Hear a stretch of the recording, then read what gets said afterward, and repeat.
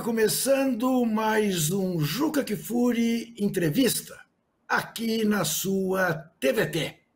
E hoje eu vou conversar com um dos cientistas mais respeitados do mundo, felizmente brasileiro, Dr. Miguel Nicoleles, neurocientista, professor, escritor, dá aulas na universidade nos Estados Unidos, entende dessa coisa de inteligência artificial que ele diz que nem é inteligência, nem é artificial, e nós vamos falar disso muito. Mas eu quero começar fazendo uma pergunta, Dr. Miguel Nicoleles, que em última análise eu deveria ter vergonha em fazer, porque é uma pergunta coletiva da diretora do programa, da roteirista do programa, minha parceira Isa Chedi, da produção do programa. Pergunta minha também, com mais de 50 anos de estrada no jornalismo, mas que, desavergonhadamente, nós pedimos para que a inteligência artificial fizesse ao senhor. Qual é essa pergunta? Eu vou ler para ser absolutamente fiel ao que esse chapitê, não sei das quantas, papapá, mandou perguntar para o senhor. Como podemos garantir que a integração entre o cérebro humano e as tecnologias emergentes, como a inteligência artificial e a internet das coisas, seja feita de forma ética e segura? Bom, primeiramente, Juca, muito obrigado pelo convite novamente, é um prazer poder falar com você novamente aqui.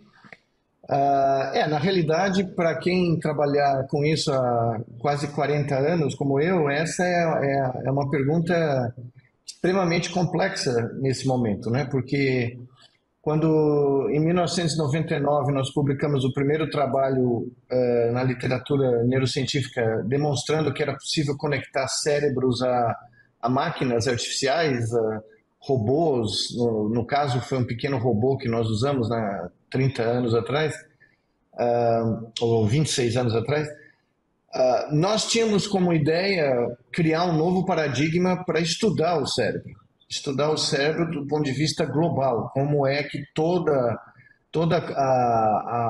as redes neurais biológicas funcionam em tempo real em animais despertos, realizando tarefas motoras que são etologicamente significativas para cada espécie, né?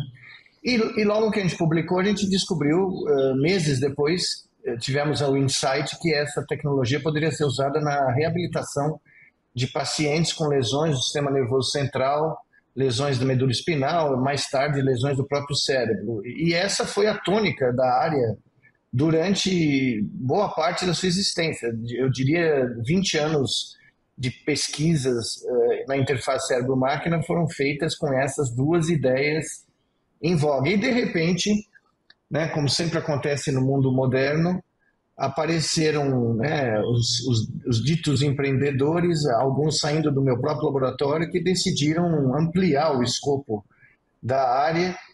E com essa ampliação, para pessoas que não têm nenhum problema neurológico, que não sofrem de nenhuma limitação física ou cognitiva ou mental, começaram a propor aplicações que estão na fronteira, né, do que a gente considera como eticamente plausíveis ou eticamente aceitáveis, né? E o limite basicamente está ficando cada vez mais nebuloso, né? Porque quando esses empresários entraram, principalmente o Kid Mosca, né, como eu chamo ele, que conseguiu comprar a empresa que meus ex-alunos tinham fundado com uns amigos que eu nem sabia, porque eu fui descobrir pela imprensa que isso tinha acontecido.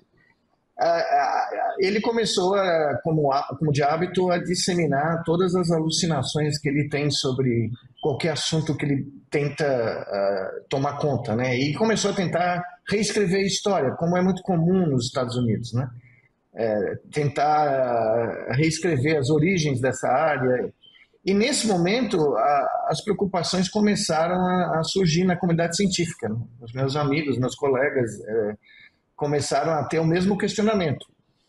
Evidentemente que eu ainda acredito, 26 anos depois da descoberta original, que a aplicação médica é a que vai determinar a tônica da área. E com os resultados que nós estamos para publicar nesse ano ainda, eu acredito que nós vamos convencer de vez a comunidade que as interfaces não invasivas, que não precisam de nenhum implante cirúrgico, têm um futuro muito grande no tratamento do que hoje representa 3,4 bilhões de pessoas com algum distúrbio neurológico, ou seja, 43% da humanidade, né? Mas não há noite que eu não vá dormir que eu não receba uma notícia pelas redes sociais ou e-mail ou de algum amigo contando de uma publicação ou de uma postagem, nem publicação, né? Porque as pessoas nem se preocupam mais em validar tecnicamente ou cientificamente, que os poucos cabelos que me restam sobem, né? Porque são propostas que, primeiro, não vão acontecer, não tem nenhuma chance porque desafiam as leis da física. E segundo, que se acontecerem, como as aplicações militares, né, que eu tenho certeza que tem gente trabalhando nelas, são extremamente assustadoras, né? Então, é uma preocupação constante nesse momento, mas eu não tenho uma resposta definitiva, porque tudo está muito em fluxo ainda, né? Agora, de qualquer jeito, doutor Miguel Nicoleles, que risco que a gente corre ao terceirizar, não é, esse serviço da vivência humana? Quer dizer, então, em vez de eu fazer uma pergunta que eu formulei, eu recorro a um computador, peço à inteligência artificial que faça a pergunta e ele é capaz de fazer uma pergunta com começo, meio e fim, com nexo e até difícil de ser respondido. Em que medida isso desumaniza as nossas relações? Na realidade, eu diria que é pior do que isso, né? Porque já existem estudos, hoje mesmo eu vou falar sobre alguns deles numa palestra, mostrando que o uso contínuo e essa delegação, essa subcontratar continuamente as suas necessidades intelectuais ou linguísticas, seja lá o que for, por um sistema como esse, começa a comprometer a sua capacidade cognitiva. Então, o cérebro ele é um sistema orgânico que não funciona como um computador, ele não tem nada a ver com a lógica digital. Essa metáfora é uma metáfora que ela já deveria ter sido removida do nosso lingo, porque ela está causando mais dano do que sendo útil para descrever como é que o cérebro funciona. E o que nós temos visto é que o convívio virtual contínuo, a delegação de aptidões cognitivas como escrever textos ou gerar resumos da literatura científica, coisas que a gente faz, né, há décadas, há séculos como seres humanos, começa a ser demonstrada a perda de atributos cognitivos fundamentais e uma série de distúrbios de convívio social, depressão, ansiedade, perda das ferramentas mesmo de convívio social, né? Então o efeito já está sendo documentado. E além do que, as pessoas não têm noção que, em boa parte, numa porcentagem muito alta, esses sistemas cometem erros primários e eles, inclusive, alucinam, é o termo que é usado, né? Porque eles vivem de correlações estatísticas de material que foi, no começo, publicado por seres humanos, nossos e-mails, nossas postagens, tudo isso foi literalmente roubado para treinar esses modelos. Mas como esse material humano está se esgotando, ele não tem suficiente material disponível mais na internet para treinar esses sistemas, os sistemas estão agora sendo treinados com as suas próprias projeções, os seus próprios outputs. E isso está enviesando a performance desses sistemas de linguagem, né, de grande porte, gerando alucinações ainda piores do que quando eles eram baseados só na produção de conteúdo humano, né? Então nós estamos caminhando rapidamente para uma catástrofe, né? Uma extinção permeana dessa prática da inteligência artificial generativa, porque primeiro ela não gera produtos que as pessoas querem comprar. O business plan americano das Big Five está indo para o buraco porque, primeiro, os chineses começaram a pôr isso no open source, sem cobrar nada. Então, quem quer pode ir lá. O sistema é até melhor do que o sistema americano. E segundo, que evidentemente você não vai querer mandar fotos para sua família com mãos que têm 6 dedos, faces que têm 3 olhos, porque às vezes acontece. As alucinações estão ficando mais frequentes. Então, tudo isso é uma tentativa, é uma visão ideológica, na minha opinião, de tentar reduzir, diminuir o valor da produção intelectual humana. E com isso, né, mais uma grande arma de dominação, porque ela basicamente tenta vender para a sociedade que nós vamos ser obsoletos em breve, o que não é verdade. Então, essa obsolescência. Eu vi ontem uma entrevista para conversar com você. Uma entrevista de um ex-CEO do Google, em que ele diz... Você viu isso, não? Ele diz com absoluta eu conheço ele há anos. Daqui a 1 ano não teremos mais programadores e matemáticos até em nível de pós-graduação se tornarão desnecessários. Isso faz algum sentido, Nicoleles? Eu conheço o Eric Schmidt há muito tempo, há mais de 25 anos, e dessa vez ele alucinou bonitinho. Tanto é que a Stanford tinha proibido a disseminação desse vídeo, onde ele deu uma aula lá num dos institutos da Stanford, né? Por alguma razão, eles acharam que era tão absurdo, tão fora de propósito, porque é o seguinte, esse pessoal, o Sam Altman, Elon Musk, todo ano eles falam, não, daqui a 5 anos nós vamos ter carros dirigindo a si próprios nas grandes cidades americanas. Aí eles vêm 5 anos depois, mas daqui 5 anos vai acontecer. E faz muito tempo que é daqui a 5 anos. Então essas previsões são, na realidade, é como se fosse, se você voltasse para 2000 anos atrás, em Jerusalém, como, não sei se você lembra do filme do Monty Python, A Vida de Brian, que o Brian anda pelas ruas lá de Jerusalém, tem um pregador em cada canto tentando arregimentar o seu culto com os seguidores, e o Brian olha e fala, meu Deus, é um pior que o outro. É mais ou menos o que nós estamos vivendo. Nós temos os arautos da modernidade que eles querem, né? Não a modernidade que nós desejamos, porque evidentemente nós nunca fomos consultados sobre essas teorias e sobre essas visões messiânicas e do final dos tempos, né? E o curioso é que umas 2 semanas atrás, um outro coleguinha do Schmidt, o Mark Anderson, chegou numa entrevista e falou, nós vamos acabar não com uns poucos empregos, nós vamos acabar com todos, menos o meu. Porque como eu sou um venture capitalist, o meu troço é uma arte, não tem como computar, não tem como substituir por um chat GPT, ou seja, eu falo a mesma coisa da medicina, da poesia, da pintura, da literatura, de todo o trabalho humano, né? Só que eles acham que não, eles vão acabar com os empregos mundanos, mas os gênios, os autodenominados gênios, vão continuar a existir, porque eles que vão comandar esses sistemas. E essa é a pergunta que eu sempre faço, né? Quando o Bill Gates e outros caras vão lá, não, vocês não precisam ficar assustados, porque nós vamos ter uma renda mínima, ninguém vai precisar trabalhar, vocês vão viver muito bem. E a grande pergunta é, quem vai decidir qual é a renda mínima para a sobrevivência dos seres humanos, se não houver os empregos? Quem vai decidir a programação, como esses sistemas vão responder às circunstâncias de vida que não são, né, que não são as circunstâncias que você aceita que uma máquina decida por você, com quem você vai casar, se você vai se divorciar, onde seu filho vai nascer, qual é a língua que você prefere escrever os seus textos, enfim, toda a nossa vida, segundo esses caras, vai ser regida por esses algoritmos. Só que toda a nossa vida, a vasta maioria da existência orgânica, não só a nossa, mas de toda a vida orgânica ao nosso redor, é não computável.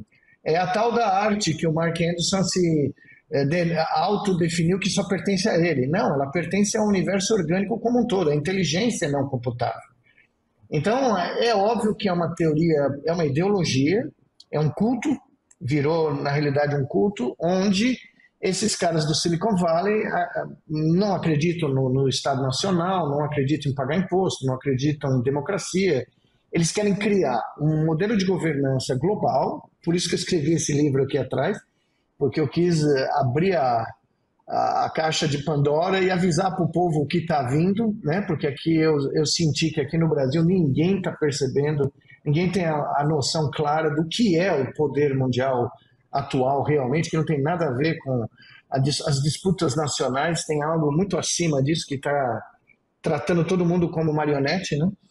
E essa é a visão dos Peter Thiel, Elon Musk, Mark Anderson, todos muito próximos, né, do presidente da República atual dos Estados Unidos, né, o monarca, o rei Trump.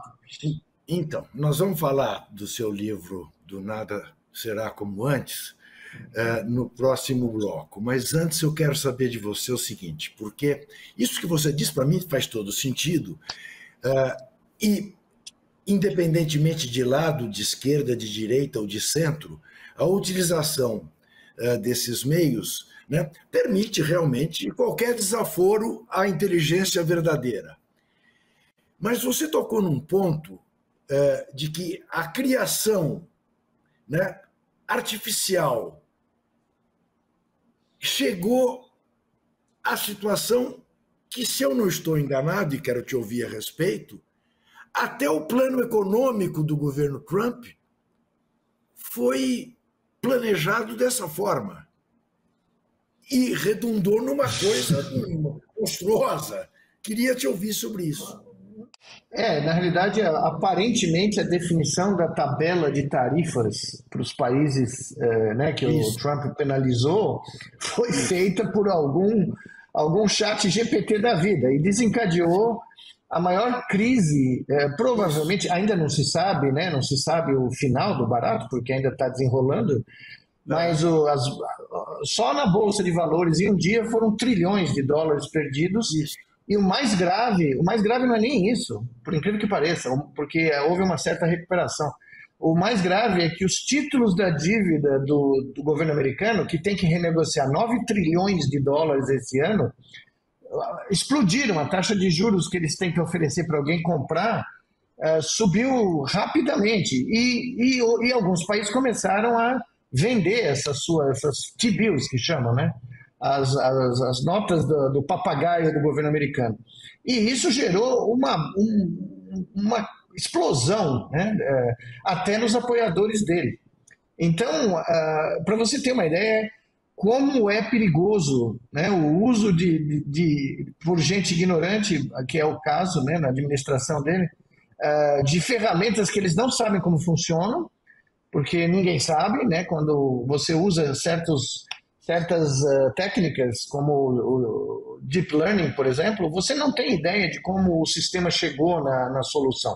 Você não consegue reconstruir o raciocínio, vamos dizer assim, do sistema, porque ele aí não dá para traçar ele, né? São bilhões de parâmetros, centenas de milhares de camadas de unidades computacionais interagindo, né?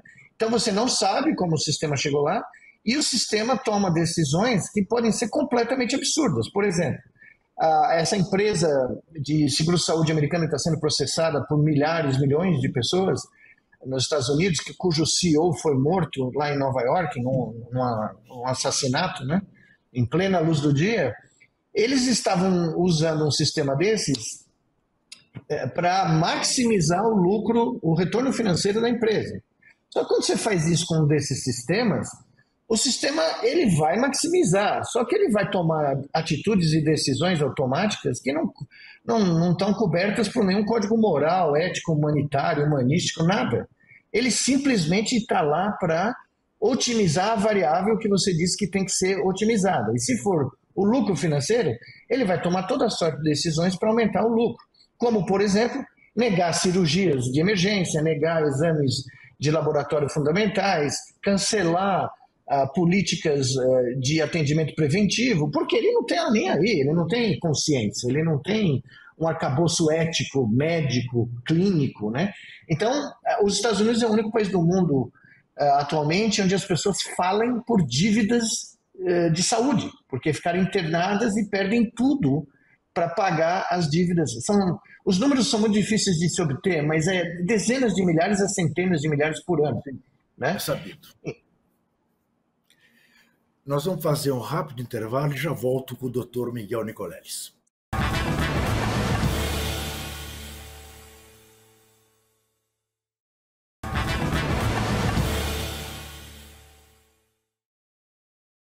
Eu converso com o Dr. Miguel Nicoleles, que, entre outras tantas coisas, é professor emérito da Duke University, nos Estados Unidos. Aí uma pergunta bem pessoal. Você não está com medo de, numa próxima viagem aos Estados Unidos, chegar ali na polícia, no aeroporto, olharem o seu nome e dizer Dr. Miguel Nicoleles, agente do comunismo internacional, ponha-se daqui para fora e não te deixem entrar? Não? Não, sem dúvida, não sou só eu, não. Até meus filhos estão com receio, que nasceram lá, estão com receio de virem para cá e na volta ter algum problema. Então, e veja, várias pessoas que eu conheço que tinham comprado pacotes para ir no Mundial de Clubes agora, em junho, inclusive eu, desistiram. Simplesmente desistiram de receio. Então vai ser um fracasso. O turismo americano está sendo bombardeado, já perdeu alguns bilhões de dólares com essa brincadeira, porque as pessoas simplesmente começaram a perceber que existe um risco razoável de, mesmo que você tenha um visto válido, você tenha ido lá a negócio, você tenha participado, por exemplo, de algum evento, ou pesquisadores, cientistas foram barrados da Europa, até do Brasil, para darem aulas em universidades americanas, com convite, com tudo pago pelas universidades, simplesmente foram barrados e deportados. E você sendo deportado, você nunca mais volta para os Estados Unidos. Então, realmente, eu nunca imaginei algo assim, sinceramente. Eu viajo pelo mundo inteiro, já fui para lugares os mais absurdos possíveis, onde o passaporte brasileiro me garantiu a entrada facilmente, mas eu nunca imaginei, nesses 36 anos que eu vivo nos Estados Unidos, que eu ia sentir receio de voltar, né? Porque, afinal de contas, eu fiz minha vida lá, né? E curiosamente, esse receio está se espalhando, inclusive para cidadãos americanos, natos.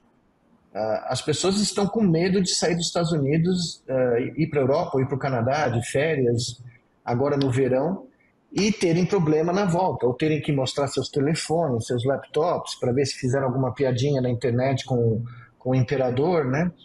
Eu acho que nem no Império Romano teve algo parecido, né? Talvez Nero. Então, né? Então, você disse na primeira parte da nossa conversa que, se não me engano, 43% da humanidade tem algum tipo de problema neurológico. Não é nenhuma pegadinha não, doutor Nicoleles. Isso, de alguma maneira, explica as votações recentes que tivemos pelo mundo afora, não apenas no Brasil?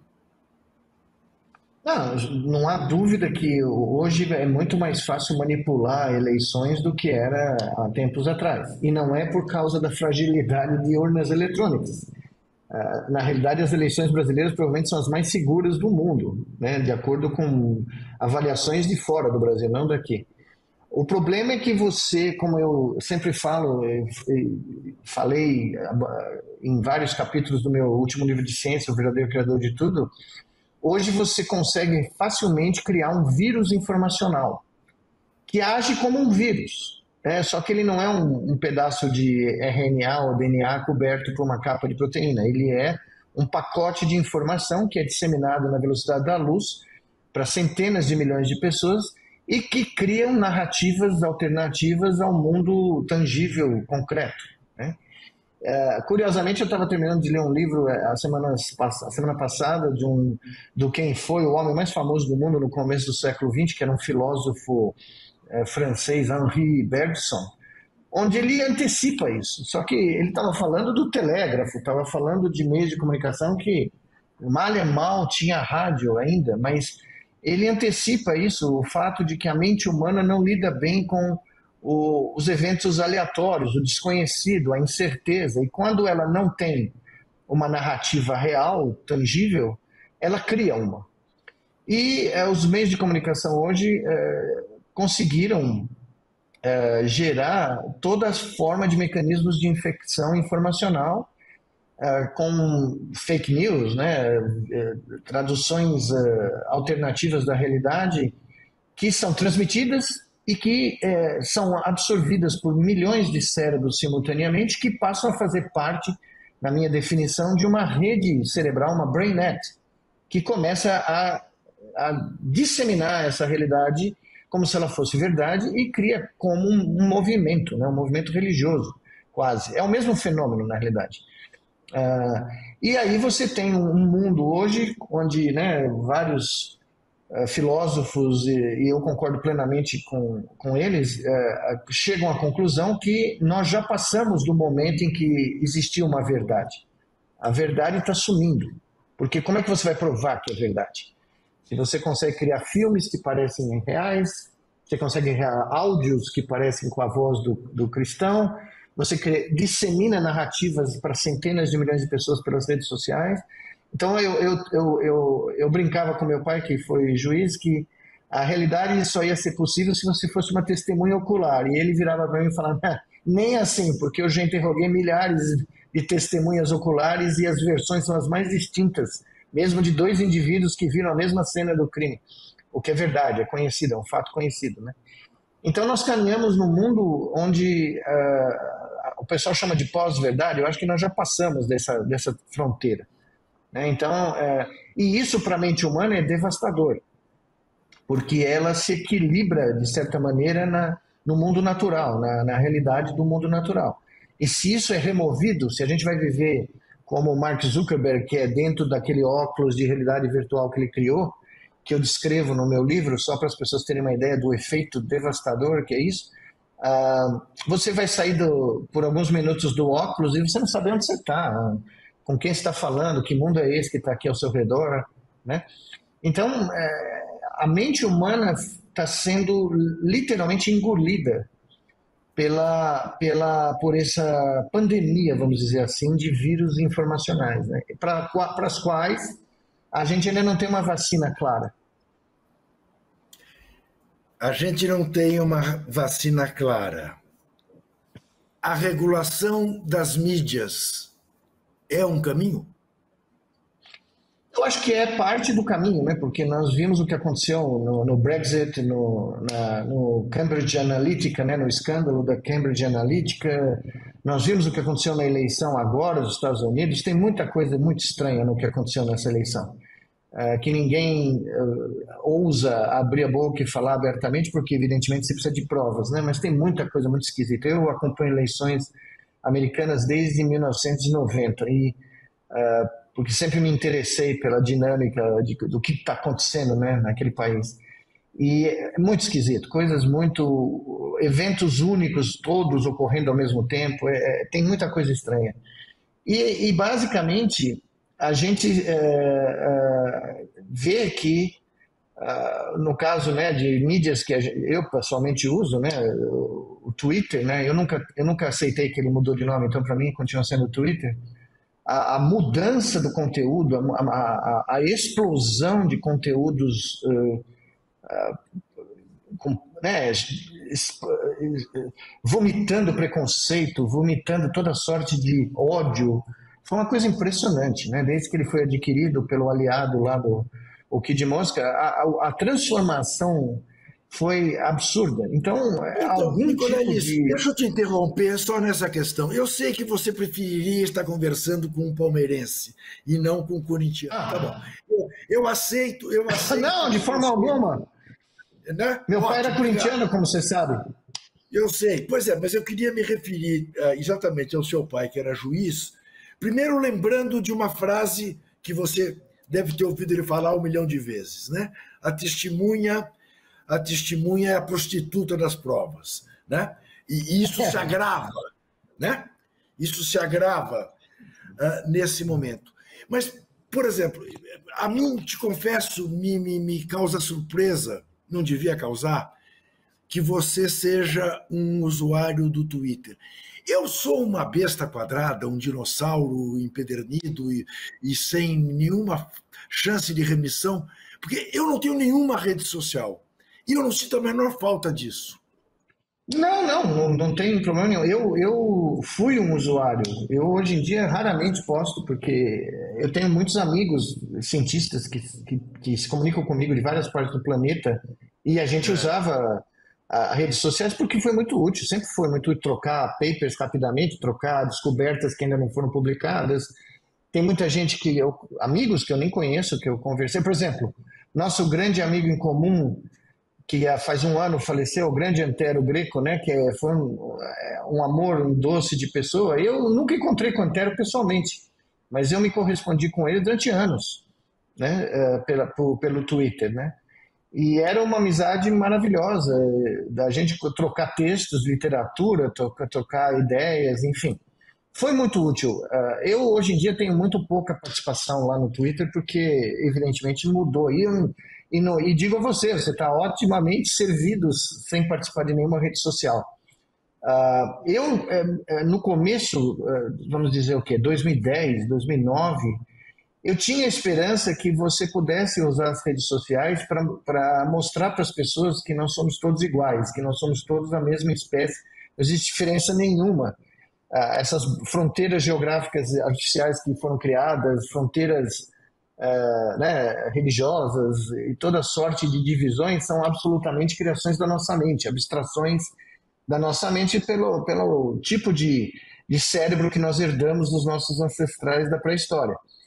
E, evidentemente, essa minha tese, essa minha esperança não foi demonstrada, pelo contrário, ela foi contradita completamente, né? Não houve nenhum processo de unificação cultural ou entendimento né, das mazelas humanas como sendo um sofrimento de um ser humano que poderia ser qualquer um de nós. Eu pensava isso porque um dos caras que eu admiro demais, que é o Bertrand Russell, dizia que os gregos passaram a ser os gregos enquanto cultura, enquanto um povo, uma civilização, quando eles passaram a participar e assistir ao vivo às tragédias nos anfiteatros de Atenas. Porque dali eles perceberam que as emoções que todos sentiam em cada casa, na privacidade do seu lar, eram emoções coletivas. Eram coisas que todo mundo sofria. E isso cristalizou a sociedade grega, né? Eu sempre tive essa imagem na minha cabeça, mas evidentemente ela não funcionou. Mas você está bem, não se preocupe, continue sem as suas redes sociais, porque na realidade elas hoje em dia trazem mais malefício do que benefício. Pois é, entre um livro e perder meu tempo numa rede social, eu não tenho a menor dúvida do que me traz mais benefícios, né? Não tenho a menor dúvida. Bom, eu acho que ler, escrever e falar, né, são os 3 exercícios mais fundamentais para a manutenção da nossa cognição. Né? Agora, particularmente ler. Tá, deixa eu te fazer uma outra pergunta.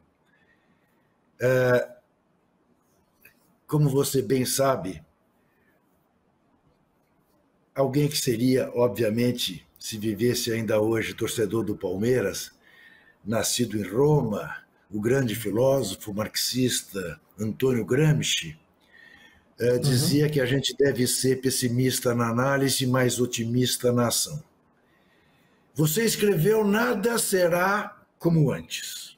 Está aí fazendo sucesso, best-seller, recomendamos a todos que o leiam. E eu te pergunto, nada será como antes, ok, estamos sendo testemunhas disso. Mas o que vem? Você consegue olhar para o que vem com um otimismo, ainda mais depois, né, que você achava que essas redes sociais serviriam para um processo de unificação, de humanização e tal, e está dando no que está dando? Você olha para frente e vê o nosso futuro com algum otimismo, Nicoleles? Então, na realidade, porque é a razão pela qual eu escrevi o Nada Mais Será Eu Como Antes, né? sei, Porque por isso que eu estou eu te perguntando.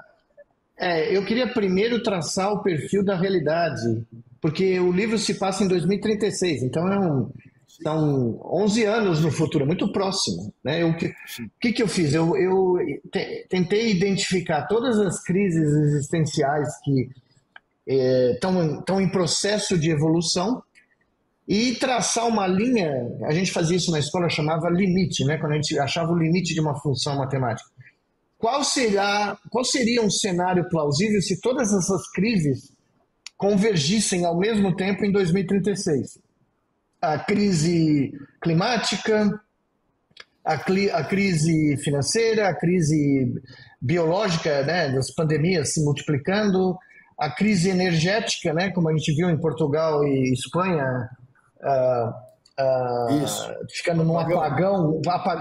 apagão padrão Enel, né? Eu falei que agora nós temos um padrão de exportação, que é o apagão Enel, que a Portugal e Espanha aparentemente desfrutaram. A Itália também gosta de ter os mesmos, né? Mas, e aí eu cheguei à conclusão que seria interessante chamar a atenção das pessoas do quão frágil é a nossa civilização. Porque nós estamos à mercê, nós somos um pequeno, como dizia o Carl Sagan, né? Um pálido ponto azul no meio de um vácuo, né? À mercê de uma estrela que às vezes tem um certo mau humor nos seus ciclos de 11 anos aí. O nosso querido Sol às vezes começa a ter atividades acima da média e qualquer cusparada do Sol tem uma implicação dramática aqui na Terra, né?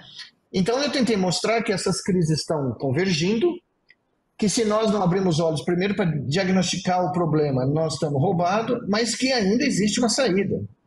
E onde está a saída? Na mente humana, como o iluminismo provou.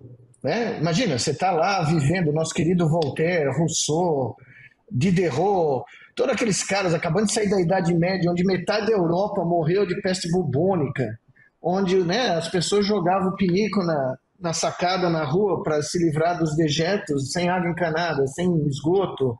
E esses caras olharam para o mundo e falaram: só tem uma saída. É acreditar no humanismo, acreditar no espírito humano. E eles, do nada, se você parar para pensar, né, o Rousseau ameaçado de morte todo dia, Voltaire quase sendo preso, ou foi preso. Enfim, todos esses caras, de certa maneira, construíram o que veio a ser as duas revoluções mais fundamentais do século XVIII.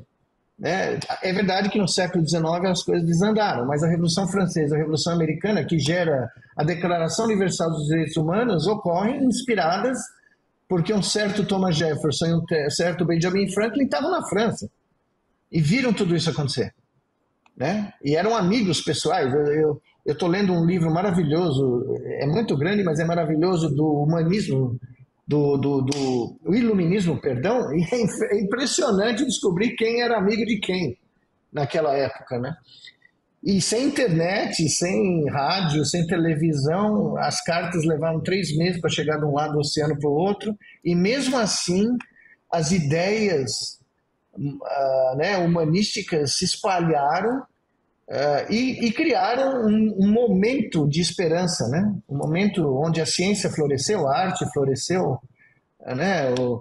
Não é à toa que logo depois você tem Mozart naquela época, mas logo depois você tem o Beethoven, né? Enfim, eu escrevi o livro para criar o drama, evidentemente, né? Como minha mãe sempre diz, como escritora, que se você não criar o drama, ninguém vai ler seu livro. Mas ao mesmo tempo eu também quis oferecer, claro que não sei se vai ser assim ou não, uma mensagem de otimismo, uma mensagem de que sempre quando nós estivermos na beira do abismo, a mente humana, o cérebro humano, em conjunto, não isoladamente, em grupo, né, descobriu uma saída e abriu um outro universo mental. E eu ainda mantenho essa esperança, apesar, né, de tudo que eu vejo ao meu redor, tanto aqui como na Europa, como nos Estados Unidos. Eu ainda mantenho essa conclusão do livro. Muito bem, eu fico muito esperançoso porque eu sou daqueles que acredita piamente que, por exemplo, o Corinthians é maior do que o abismo. A gente já volta.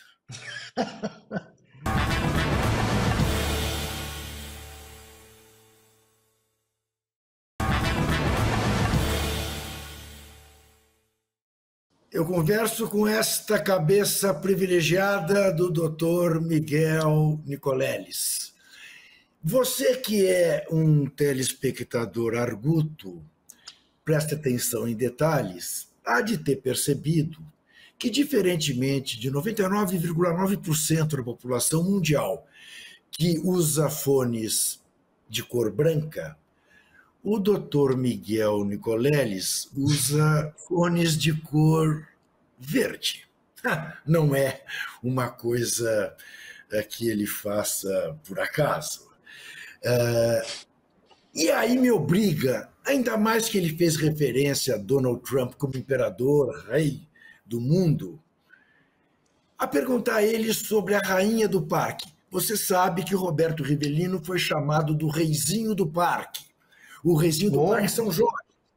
E agora nós temos uma rainha do Parque Antártica, a banqueira Leila Pereira, que acaba de virar as costas para 39 clubes que assinaram um manifesto pedindo reformulações e tudo mais na CBF, e ela ficou ao lado da CBF, porque ela tem, enfim, uma instituição bancária que não é exatamente generosa na cobrança dos juros, dos aposentados, depende muito de decisões judiciais. Nesse embate da CBF, o mundo do judiciário, seja no Rio de Janeiro, seja em Brasília, se envolveu de maneira profunda. Eu queria te ouvir, doutor Miguel Nicoleles, palmeirense de Quatro Costados. É uma pena, né? Na realidade, Juca, realmente a única realeza que eu reconheço no Palmeiras é o terceiro imperador brasileiro, de origem, evidentemente. Não, esse é o divino, esse é o Deus, né, palmeirense. Não, eu me refiro ao imperador Abel Ferreira, que é o terceiro da nossa com o qual eu tive o prazer de me encontrar algumas vezes e conversar sobre vários assuntos além do futebol, uma figuraça. Então, o único imperador que eu realmente faço, né, a minha saudação, o genuflexo real é o grande imperador Abel Ferreira, né? Eu nunca me encontrei com a Leila, não tenho a menor intenção, não entendo a dinâmica, né, da CBF, porque ninguém vai entender, haja visto que aparentemente nós vamos ter um presidente que vai comandar provavelmente o último passo do futebol brasileiro rumo ao abismo, né? Ao fundo do poço do abismo, né? Que um dia desses, é quase impossível, mas um dia desses não se classificar para a Copa do Mundo, né? É capaz, eu começando a achar que é capaz. Quando eu vi agora a pré-convocação do Ancelotti, eu assustei. Mas realmente, o mundo do futebol, o pouco que eu conheci, quando eu tentei trazer a neurociência para o próprio Palmeiras, né, não me entusiasmou. Realmente eu acho que eu não pertenceria, eu não me acharia no lugar correto, porque não é bem o tipo de ambiente que eu frequento. E mesmo eu tendo, com todo o meu entusiasmo característico e cego de palmeirense, ter proposto fazer um projeto de ponta internacional no Palmeiras para trazer a neurociência do esporte de alto rendimento pro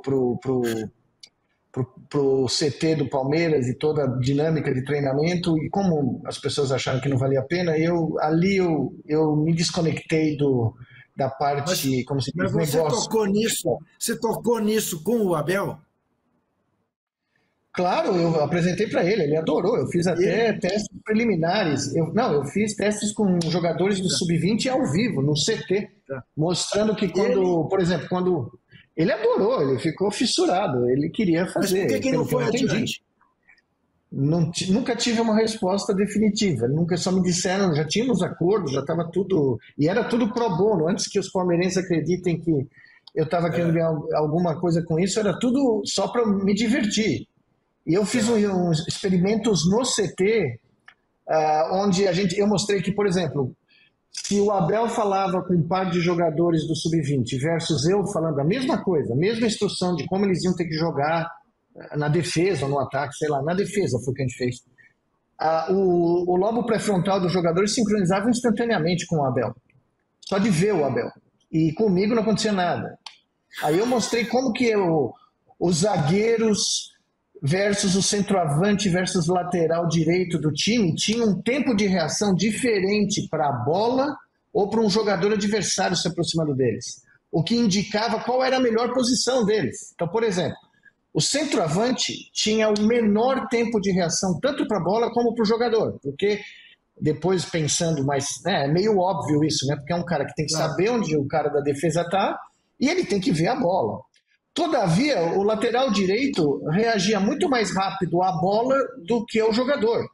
E o back central reagia muito mais rápido ao jogador do que à bola. E se ele chamasse Ditão ou Luiz Carlos, ele reagiria muito mais acima da medalhinha do jogador. E nós fomos construindo um banco de dados das características. E eu cheguei e falei, olha, se a gente for na base e fizer os mesmos testes com a meninada, dá para descobrir qual é a posição preferencial, qual é o talento preferencial para um cara jogar na lateral direita versus, né?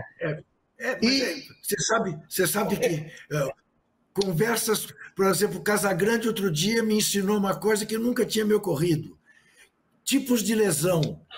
Zagueiros têm tipos de lesão diferentes dos atacantes. Né? A necessidade de girar o corpo rápido determina um tipo de lesão que o zagueiro não tem, mas o atacante tem. Enfim, é isso mesmo. Não, e veja, o pessoal de alta performance, pelo menos os que eu conversei, do mundo afora, né, mostra que do ponto de vista biomecânico chegou no limite, entendeu? Não tem o que fazer, o limite está aqui. Aí a nossa proposta era, porque os jogadores também não têm tempo para treinar, e o gasto energético do jogador está no limite. Por isso que eles têm lesões musculares toda hora, porque não tem como, né? Eu propus criar um sistema de campos virtuais de todos os campos que o Palmeiras joga, na América Latina, na América do Sul e no Brasil, e os caras iam treinar em casa, treinar individualmente e coletivamente, como parte de um time virtual. E nós testamos isso, tínhamos conseguido que uma mega empresa de realidade virtual brasileira, inclusive, mas que está fora do Brasil, em vários países, fosse nossa parceira e ia ser tudo na faixa, tudo pelo prazer de introduzir a neurociência. Ainda bem que não deu certo, porque a hegemonia já está do tamanho que está, se eles implantam um troço desse, pobre Corinthians. Doutor Miguel Nicoleles, me diga uma coisa. Existem estudos que demonstrem para a gente de que maneira se comportam aquelas comunidades que estão apartadas deste mundo tecnológico? O que revela? Bom. Não, mas tem vários estudos. Tem antropólogos, né, até neurocientistas já se misturaram com tribos na Papua New Guinea, na Amazônia, em vários lugares do mundo, tentando. E não é só estudos com seres humanos que estão, né? Curiosamente, muitos estudos em primatas, em grupos de primatas, chimpanzés, gorilas, orangotangos, são feitos para tentar entender de onde vem o primórdio dos nossos comportamentos, né? Quais foram as pressões seletivas do processo de seleção natural que criaram o tipo de cérebro que nós temos, né? Porque o tipo de cérebro que nós temos, ele... aliás, ontem, lendo um livro aqui, eu descobri, preciso checar se é verdade, mas que o primeiro filósofo neurocientista foi Aristóteles, porque ele chegou à conclusão que o homem era um ser social, por definição, e que todos aqueles que se afastassem do convívio social pleno, né, no caso dele, a polis grega, né, seriam condenados não só a ter problemas mentais, cognitivos de toda sorte, mas a serem literalmente expurgados da humanidade, né? A sorte que Schopenhauer só foi viver quase 2000 anos depois, né? Porque senão eles iam ter um pau dramático. Mas esses estudos foram feitos e você encontra coisas interessantíssimas, né? Todas essas sociedades primitivas têm um mito da criação. Todos eles têm uma proto-mitologia, uma proto-religião. Todos eles têm música. Todos eles produzem música de uma forma ou de outra.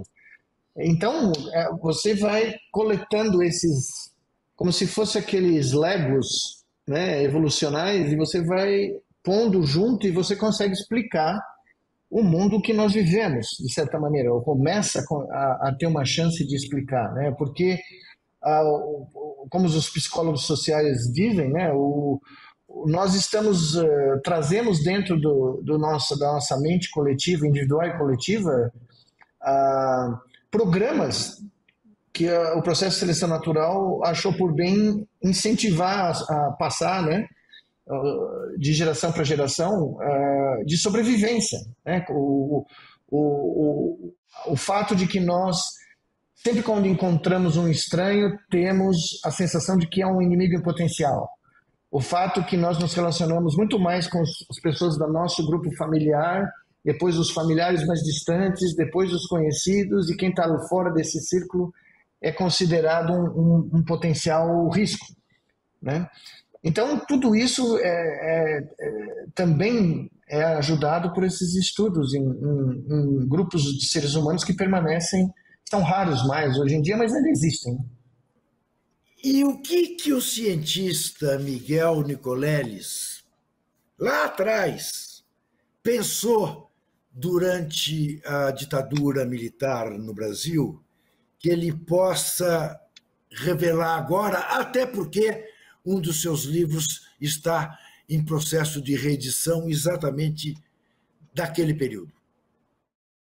Então, eu só ia complementar porque eu esqueci, dizendo que a herança tribal do ser humano pode ser visualizada facilmente nos campos de futebol do Brasil, né? É muito simples, se você for lá só para observar o comportamento humano nos campos de futebol, você encontra boa parte dos nossos comportamentos. Mas, na realidade, muito obrigado por você mencionar isso, porque essa notícia acabou de sair.